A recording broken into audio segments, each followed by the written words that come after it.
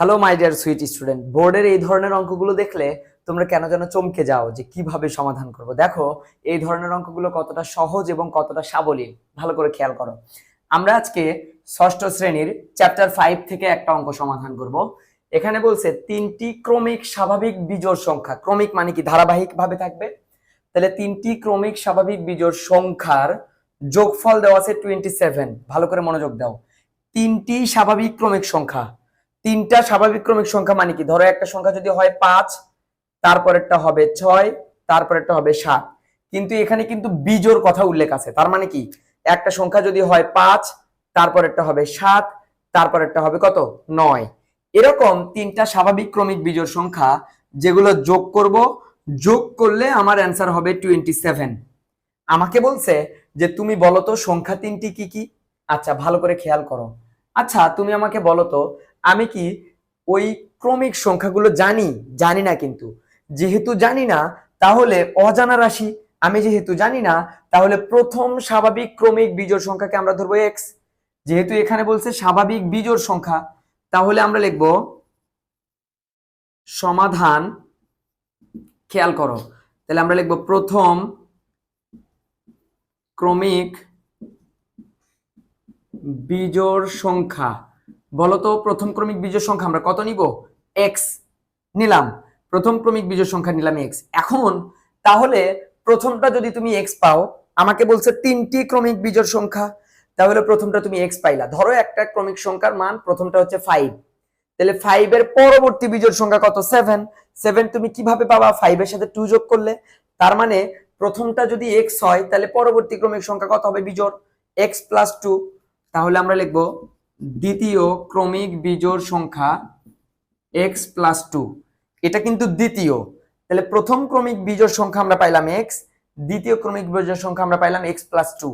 কিন্তু এখানে কিন্তু তিনটি ক্রমিক বলছে, তাহলে তিনটি ক্রমিক স্বাভাবিক বিজোড় সংখ্যা, তার মানে তৃতীয়টাও বের করতে হবে। তাহলে আমি লিখবো কি, তৃতীয় ক্রমিক বিজোড় সংখ্যা কত হবে বলো তো? এটা তো দ্বিতীয়, তার মানে কি, এটা যদি ধরো এক্স এর মান যদি 5 হয়, 5 এর সাথে 2 যোগ করে তো 7, তাহলে 7 এর সাথে কত যোগ করলে পরের সংখ্যা পাবো আমি? 2। তার মানে আমি দিব এক্স প্লাস 2 প্লাস 2। কথা কি ক্লিয়ার? মাথায় কি ঢুকছে? আচ্ছা আবার একবার বুঝে দেই। তিনটি ক্রমিক স্বাভাবিক বিজোড় সংখ্যার যোগফল দেওয়া আছে 27। আমাকে বলছে সংখ্যা তিনটির যোগফল নির্ণয় করো।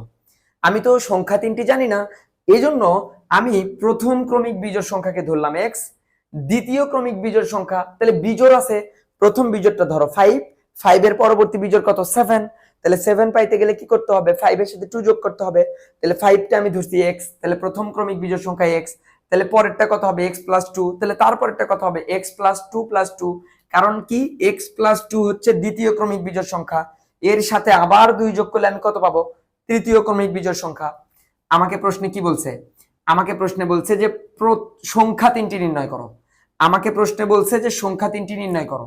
তার মানে আমাকে কি বলছে? যে তিনটি ক্রমিক স্বাভাবিক বিজোড় সংখ্যার যোগফল কিন্তু 27। তার মানে কি, এই তিনটা যোগ করলে হবে 27। তাহলে আমি কি লিখবো প্রশ্ন মতে? ভালো করে খেয়াল করো, তাহলে x plus 2 plus x plus 2 plus 2 সমান কত? 27, তাই কি না? ভালো করে খেয়াল করো। এখানে কিন্তু ভালো করে খেয়াল করতে হবে। প্রথম ক্রমিক বিজোড় সংখ্যা পাইলাম এক্স, তাহলে দ্বিতীয় ক্রমিক বিজোড় সংখ্যা কত? X plus 2। তাহলে তৃতীয় ক্রমিক বিজোড় সংখ্যা কত? X plus 2 plus 2। তাহলে আমাকে কি বলছে? তিনটি ক্রমিক বিজোড় সংখ্যার যোগফল দেওয়া আছে 27। তার মানে কি, এটা প্রথম, এটা দ্বিতীয়, এটা তৃতীয়, তাহলে তিনটা যোগ করে আমি কত পাইলাম? 27। এখান থেকে আমরা এখন মান বের করবো। কার মান? এক্স এর মান। এক্স এর মান পাইতে গেলে আমি কিন্তু প্রথম ক্রমিক বিজোড় সংখ্যাটা পেয়ে যাচ্ছি। তাহলে দেখো, আমি যদি এক্স এর মান পেতে চাই, তুমি একটু ভালো করে খেয়াল করো, তুমি একটু ভালো করে খেয়াল করো। এখানে এক্স কয়টা? একটা, এখানে একটা, দুইটা, এখানে একটা, তিনটা, এর আগেও প্লাস, এর আগেও প্লাস, এর আগেও প্লাস, তার মানে কি পাইলাম? 3x। এখানে দেখো তো 2 এর আগে কি আছে? প্লাস, এখানে 2 এর আগে প্লাস, এখানে 2 এর আগে প্লাস, তার মানে কি 2 4 6, তাহলে 3x প্লাস 6 সমান সমান কত? 27। আচ্ছা আমি কি 3x এর সাথে 6 যোগ করতে পারবো? কখনোই সম্ভব নয়। তাই এই 6 কে আমি এই পাশে পার করে দিব। তাহলে বা 3x সমান 27 মাইনাস 6, প্লাস থাকলে পার করে দিলে কি হবে? মাইনাস।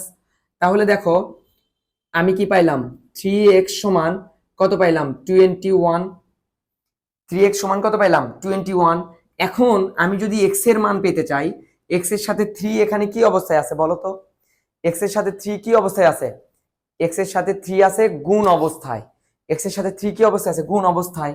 তাহলে আমি যদি বলি তাহলে x সমান 21 কে আমরা 3 দিয়ে ভাগ করে দিব, তাহলে 21 ভাগ কত 3।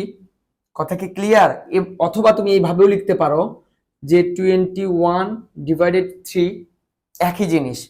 তাহলে আমরা এখান থেকে x এর মান কত পাইলাম 7।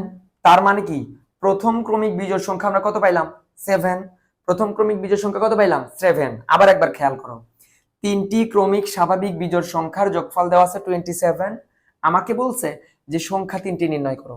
খুবই গুরুত্বপূর্ণ একটা অঙ্ক কিন্তু। তাহলে আমি তো ক্রমিক বিজোড় সংখ্যা জানি না, প্রথমটা কত, দ্বিতীয়টা কত, তৃতীয়টা কত। এই কারণে আমি প্রথম ক্রমিক বিজোড় সংখ্যাকে ধরলাম x, দ্বিতীয় ক্রমিক বিজোড় সংখ্যা বিজোড়টা প্রথমটাও বিজোড় পরেরটাও বিজোড়, তার মানে কি x প্লাস 2। তাহলে তৃতীয়টা কি হবে x প্লাস 2 প্লাস 2। তুমি চাইলে x প্লাস 4ও লিখতে পারো। তাহলে প্রশ্ন মতে আমাকে কি বলছে তিনটি ক্রমিক স্বাভাবিক বিজোড় সংখ্যার যোগফল 27। তাহলে আমরা কি করব এই তিনটা যোগ করে দিব। তাহলে প্রশ্ন মতে তিনটা যোগ করলাম সমান সমান 27। তাহলে এখানে x, এখানে x, এখানে x, তিনটার আগে কি আছে প্লাস, তাহলে 3x, তাহলে 2 2 2, তাহলে 6, 3x প্লাস 6 সমান 27। আমি তো 3x এর সাথে 6 যোগ করতে পারছি না, তাই 6টা পার করে দিব। তাহলে 3x রাখলাম, 27 মাইনাস 6, তাহলে 3x ইজ ইকুয়াল টু কত 21। এখন আমি তো 3x এখানে কি অবস্থায় আছে 3 আর x গুণ অবস্থায়, তাহলে 3x সমান সমান কত 3 ইন্টু x। তাহলে এই 3 এখানে গুণ অবস্থায় আছে, এটা আমি পার করে দিব, তাহলে কি হবে ভাগ। সিম্পল বিষয় কিন্তু, ভালো করে খেয়াল করো। তাহলে আমি কি করলাম x সমান সমান 21 ভাগ কত 3, বা আমরা বলতে পারি 21 ডিভাইডেড বাই কত 3। তাহলে x এর মান আমি কত পাইলাম 7। তাহলে প্রথম ক্রমিক বিজোড় সংখ্যা আমি কত পাইছি 7। তাহলে আমি যদি দ্বিতীয় ক্রমিক বিজোড় সংখ্যা পেতে চাই তাহলে আমি কি লিখবো দেখো, তাহলে আমি লিখবো কি প্রথম ক্রমিক বিজোড় সংখ্যা x সমান সমান কত পাইলাম 7। তাহলে আমি লিখবো দ্বিতীয় ক্রমিক বিজোড় সংখ্যা x প্লাস 2 সমান, বলো তো মান কত, x এর মান কত 7 প্লাস 2 সমান সমান কত 9। তাহলে আমি যদি তৃতীয় ক্রমিক বিজোড় সংখ্যা পেতে চাই তাহলে কত হচ্ছে x প্লাস 2 প্লাস 2।